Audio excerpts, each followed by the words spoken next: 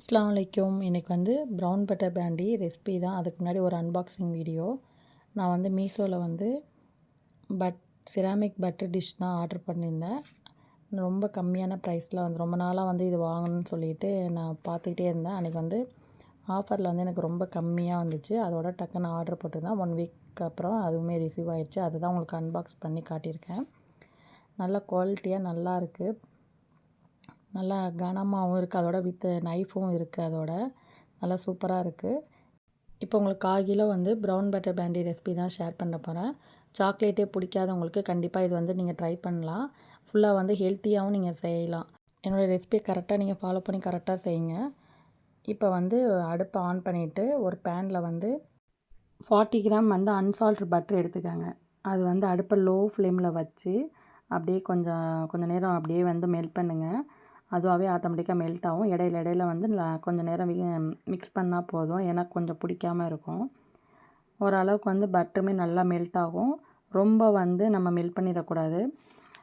எப்படி சொல்ல, ஒரு ப்ரௌனாக வந்துச்சுன்னா நம்மளுக்கு வந்து கொஞ்சம் கசப்புத்தன்மை வந்துடும். அதனால் வந்து ஓரளவுக்கு நல்லா பக்கத்துலேயே இருந்து பாருங்கள். ஒரு 5 மினிட்ஸ்லேயே வந்து நம்மளுக்கு வந்து லைட்டாக ப்ரௌன் கலர் சேஞ்ச் ஆனால் போதும். இந்த மாதிரி வந்த கையோட அடுப்பை ஆஃப் பண்ணிடுங்க. அது கொஞ்சம் கூல்டவுன் ஆகட்டும்.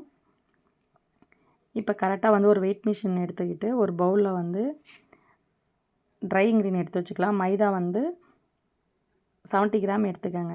உங்களுக்கு மைதா வேணும்னா கூட ராகி மாவு கூட நீங்கள் ஆட் பண்ணிக்கலாம்.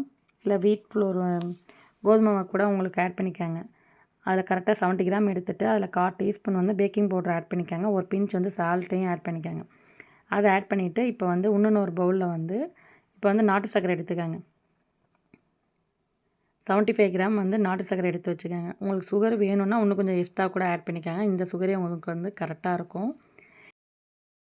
இப்போ வந்து நம்மளுக்கு பட்டர் வந்து ஓரளவுக்கு வந்து ஆறி இருக்கும். ரொம்ப லைட்டாக வந்து லைட் சூடுலேயே வந்து இப்போ ப்ரௌன் சுகரை வந்து கொஞ்சம் மிக்ஸ் பண்ணுங்கள். நல்லா மிக்ஸ் ஆகும்போது அதுவுமே ஓரளவுக்கு வந்து நல்லா கரையும்.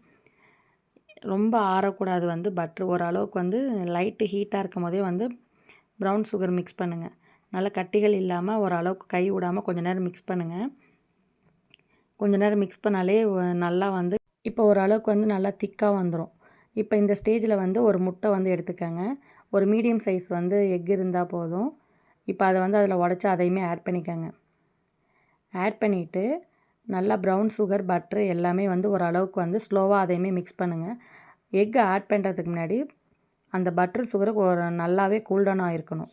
கூல்டவுன் ஆனதுக்கப்புறம் தான் நீங்கள் அந்த எக்கை வந்து ஆட் பண்ணணும். நல்லா ஆட் பண்ணிவிட்டு ஓரளவுக்கு வந்து நல்லா மிக்ஸ் பண்ணுங்கள்.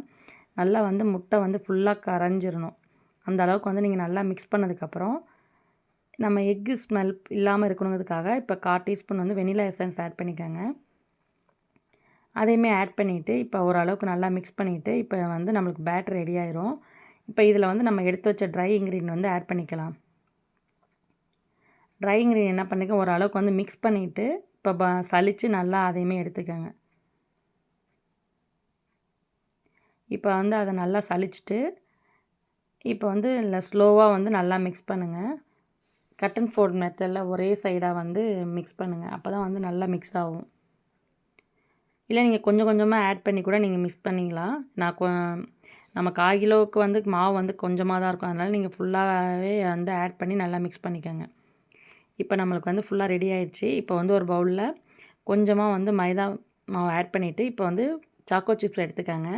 இது எதுக்கு நம்ம இந்த மாதிரி ஆட் பண்ணுறோன்னா, அப்போ நம்ம வந்து அந்த டோவில் போடும்போது உங்களுக்கு கீழே இறங்காமல் மேலே இருக்கும். அதுக்காக இந்த மாதிரி ஆட் பண்ணிவிட்டு இதை வந்து மறுபடியும் சலிச்சுட்டு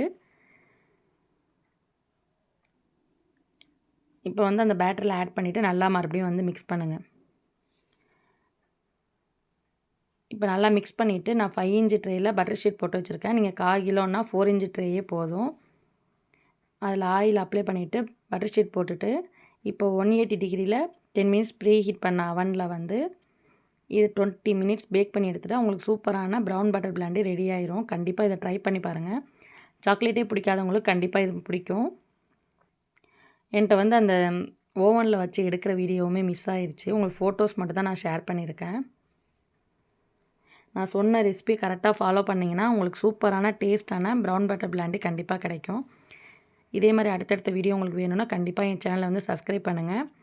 லைக் பண்ணுங்கள், ஷேர் பண்ணுங்கள். பாய்.